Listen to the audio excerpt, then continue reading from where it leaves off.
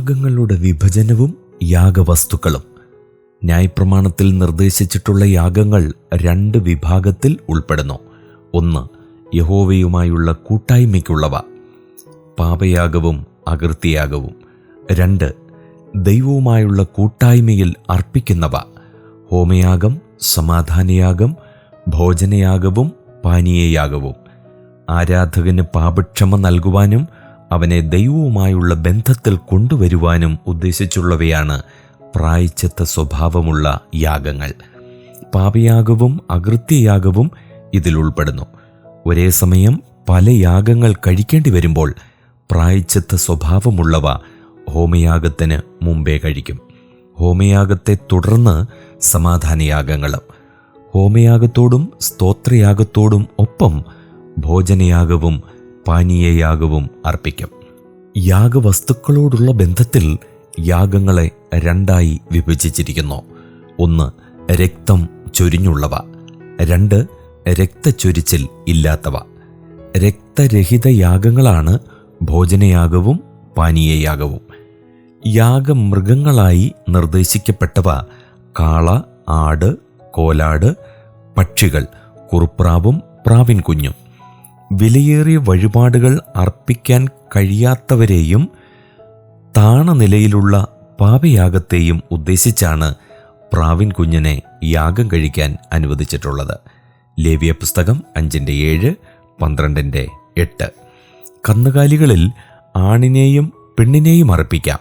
ലേവ്യ പുസ്തകം 3-ാം 1-6 ആടുകളിൽ പ്രധാനം ആട്ടുകൊറ്റനും ആൺകോലാട് അഥവാ കോലാട്ടുകൊറ്റനുമാണ്. സംഖ്യ 15:5 മുതലുള്ള വാക്യങ്ങളും 28 11 മുതലുള്ള വാക്യങ്ങളും, സംഖ്യാപുസ്തകം 7 16 മുതൽ 22 വരെയുള്ള വാക്യങ്ങളും. യാഗമൃഗങ്ങൾ ഒരു നിശ്ചിത പ്രായമുള്ളതായിരിക്കണം. കുറഞ്ഞപക്ഷം 8 ദിവസമെങ്കിലും പ്രായമുള്ളതിനെ മാത്രമേ അർപ്പിക്കാവൂ. ലേവ്യ പുസ്തകം 22 27 വാക്യം, പുറപ്പാട് പുസ്തകം 22 30 1 വയസ്സ് പ്രായമുള്ള ചെമ്മരിയാടും കോലാടും 3 വയസ്സ് പ്രായമുള്ള കാളയും അർപ്പണയോഗ്യമാണ്. പുറപ്പാട് 29:38, ലേവ്യ പുസ്തകം 9:3. യാഗമൃഗം ഊനമില്ലാത്തതായിരിക്കണം. കുരുട്, ചതവ്, മുറിവ്, മുഴ, ചൊറി, പുഴുക്കടി എന്നിവയുള്ള ഒന്നിനെയും അർപ്പിക്കുവാൻ പാടില്ല. ലേവ്യ പുസ്തകം 22 20 മുതൽ 24 വരെയുള്ള വാക്യങ്ങൾ. വഴിപാടായി അർപ്പിക്കപ്പെടുന്ന സസ്യജ വസ്തുക്കൾ ഇവയൊക്കെയാണ്: ധാന്യങ്ങൾ, ഒലിവെണ്ണ, വീഞ്ഞ്, സുഗന്ധവസ്തുക്കൾ, ഉപ്പ്. ധാന്യം അർപ്പിക്കേണ്ടത് 3 വിധത്തിലാണ്.